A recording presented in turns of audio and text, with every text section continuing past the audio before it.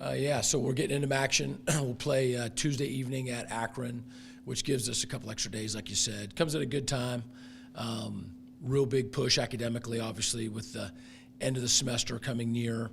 And then final, stretch here of the 3 regular season games. And so gives us an extra couple days to reload, reassess, and get ready for, our best football of the year. Coach, just your thoughts a little more in depth about the Buffalo game, and as you look at your team, what seemed to be the thing you put your thumb on that caused them to really, they possessed the ball for a long time, moved it up and down the field, but as you look at your team as a whole, what was really the Achilles heel for you guys? Well, credit to Buffalo. They had a good plan in all 3 phases and played well. And then I would say for us, part of our plan was to win field position all day, to give them long fields and to make them earn it, take the ball away. And that involves all 3 phases, and that absolutely did not happen. I mean, they had short fields all day long, and we had some really long fields. Lost a turnover battle, lost special teams, and so it was a bad recipe. I think they're the number 1 defense in the league, and they showed it. We had a tough time on the ground and in the air, and then they're at the tops in the league and rushing the football, and they were able to run the ball. As you look ahead to an Akron team that has yet to win a game, do you worry at all about a team being too overconfident going into that situation and feeling they can just throw their jerseys out there and win that type of a game, even after the one you're coming off of? Yeah, I mean, that should be impossible. But, until you get into the mind of every guy, it's something that you've got to absolutely make sure of. I mean, we have absolutely no right to think that we're, better than anybody. But, if our guys do think that, we're going to walk in and win, then we'll lose the game. I stand by what I've said all along. I think it's true really for the past 3.5 years. It's definitely true this year, is that we can compete with anybody on our schedule when we're really playing hard and playing well, and then we won't win if we're not in that frame of mind and not able to execute and whatnot. So I really don't feel as though that's going to be an issue. Our deal is really internal right now. Really just challenging, myself, our staff, the team with, how are we going to finish, and not necessarily even just win-loss, but just, we're going to play our best football. Coming into this Buffalo game, in the last 3 years, we're 8-2 in games in November. Just pretty darn good. Yeah. And we wanted to be 9-2. We still have a chance to have a good November, one game at a time, and so it's really internal for us. That November stat, is there a tangible reason that you guys seem to thrive in that final month of the football schedule? Well, I mean, every year's different. So far we're not thriving, but you hope that your team gets better as you go.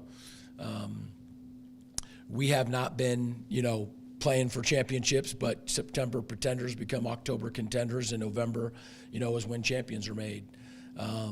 And so, that's been a good process for us, but, one game into this November, that's not, what's happened, but there's still a lot of football left. Mike Glass was struggling with injury. Can you give us any sort of update on his health, and also how you felt Preston Hutchinson performed being thrown into the fire? Yeah, Mike's deal was painful, but it's not serious or significant. So the extra time will do him well. And then Preston got thrown into a tough situation, a really good defense, and we certainly didn't have any momentum in either the run game or the pass game. And so he made some good decisions. He also made some decisions that, wish he could have back. Last question for me. When you have extra time to prepare for a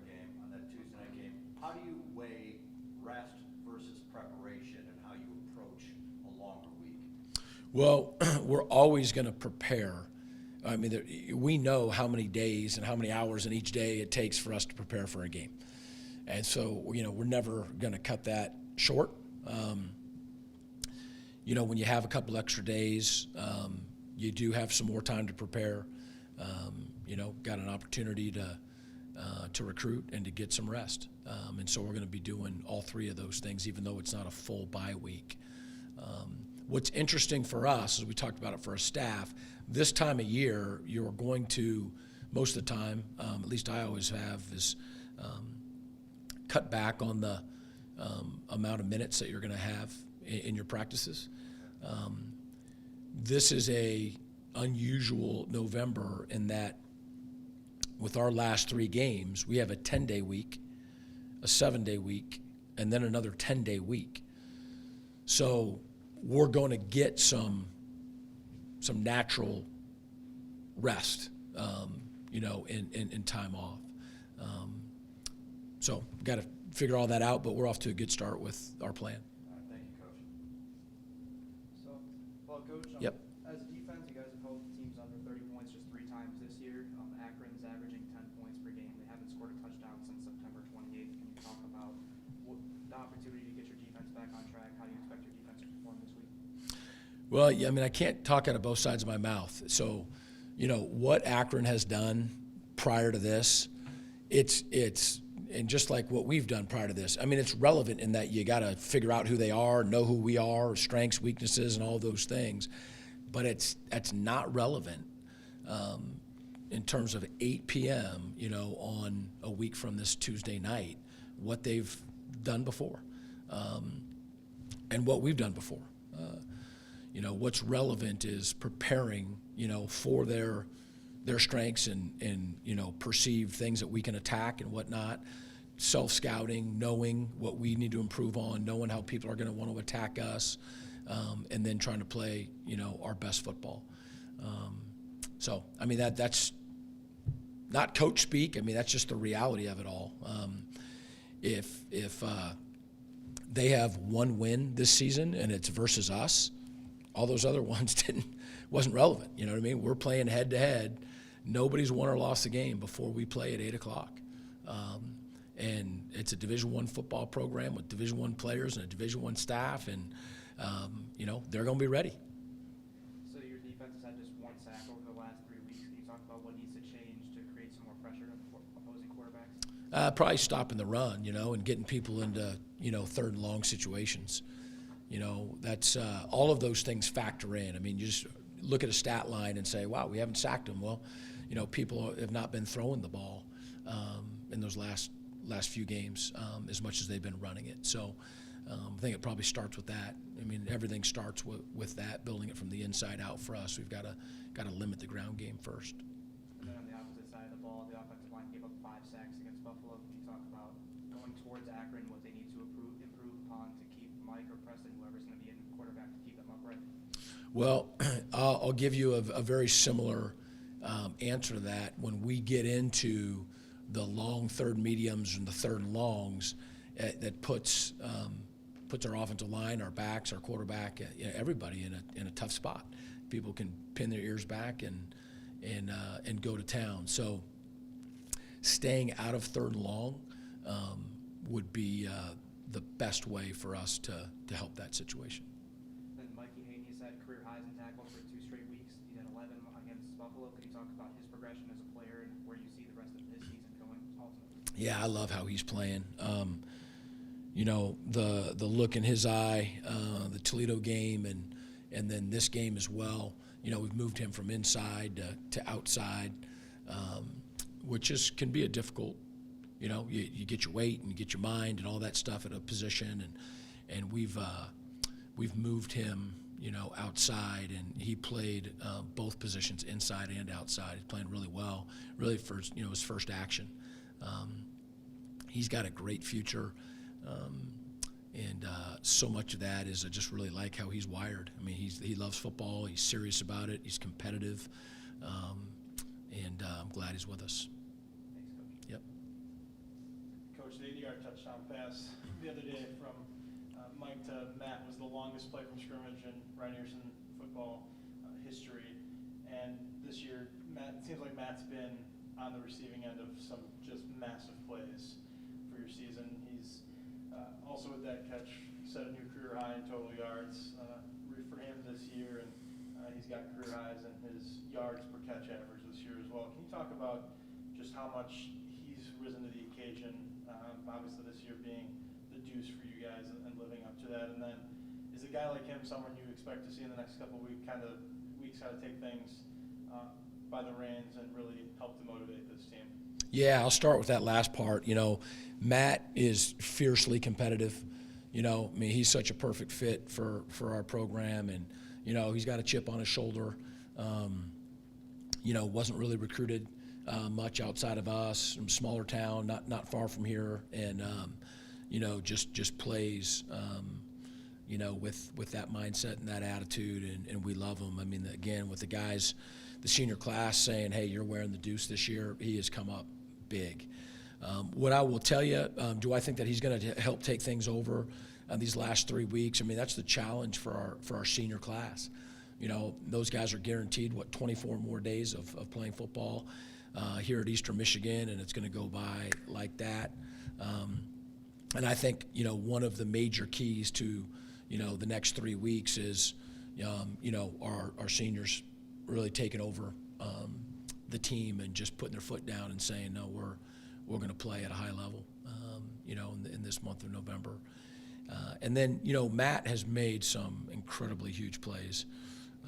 No question. I think of that third down, Toledo. Obviously, the block punt. I think it was the fourth down over the middle versus Kentucky. And then, this is a huge play early in the game for us. And there's others that I'm not, thinking about right now. So the thing about it is, it seems like we're talking about, a different wide receiver, each week. And that's what we knew going in, is that we've got a really good group of receivers. And so that allows for, each other to be able to not get double teamed, and, for our quarterbacks to take what people give us. But it's kind of choose your poison, because we've got guys who can make plays, and Matt has certainly taken advantage of his opportunities and is having a really good year. Yeah, and I know he's obviously a big vocal leader for you guys in the locker room, but it's something that doesn't get talked about as much. When you have a guy step up and make plays like that, just show it, lead by example on the field, is that a big part of the leadership aspect too? Do guys take after, man, they see Matt's just laying it all on the line, or a guy like Brody Hoying laying it on the line on the field? Is that part of being a leader as well? Oh, yeah, no question. I mean, actions always speak louder than words. If actions are enough to lead, which is influencing, then words aren't ever even necessary. Words become necessary if the actions aren't influencing other people. Then it's, whatever's necessary is leadership, to influence other people. So, but yeah, actions always speak louder than words. And then last one for me, I know that obviously the 1-0 mindset is kind of the beacon of what you preach on your program. Obviously, as the goals have shifted, is there any different message to the team over the last 3 weeks in terms of knowing that you're going to have to get at least 2 here to then reach the bowl game and have a chance to win it? Has there any, or is it just still 1-0? Oh yeah, it's 1-0. I mean, our guys can do simple math, as can I. Anything more than that gets tricky for me at times. But yeah, so we're fully aware. We did not talk about that. It is, yeah. I mean, again, everybody can do simple math. We've got to play our best football, this week, which we're certainly capable of. I mean, one of the things I talked to him about last night was we have evidence, not from a year ago or 3 years ago. I mean, from this year, we've played good football, complementary football, in all 3 phases, not perfect, but good football. And so we're capable of that. We've got to do it, And this last week, Buffalo had a lot to do with, us not playing well. I thought they really played well and had good plans, and we were not able to execute our overall game plan But each week is a new week. Whether we, really played poorly or, whether Akron's 9-0, it's you better prepare, get your mind right. You better bring that emotion, the passion, and the energy, and then play together and play hard, for 60 minutes. And that's why you play the games.